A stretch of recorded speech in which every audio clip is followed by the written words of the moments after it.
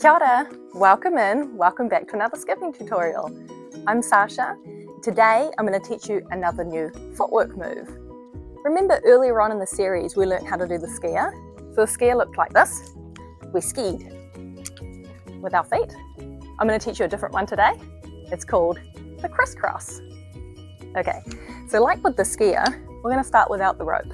We're just going to make sure we know what we're doing with our feet. Cross it over, lay it down on the ground. Then we're going to straddle it so it's down the middle of our bodies. Okay, let's try and see if we can get our feet down. So we start with them straddled out, and then we're going to go. So this is 1, 2, 1, 2, 1, 2, 1, 2. We'll stop. Okay, so you're crossing, try not to touch the rope, crossing your feet over the top of it. Once you've got that down or you feel a little bit comfortable, you know what you're doing with your feet. Let's pick up the rope and have a go. Okay, a warning, it will be a lot harder with the rope. So don't get too upset if you can't get it straight away.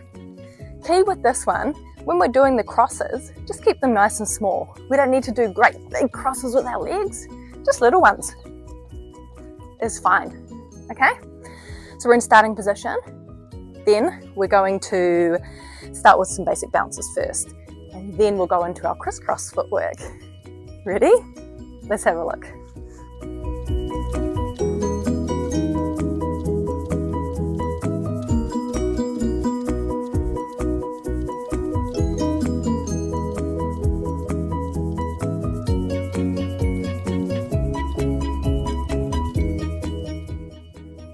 There we go.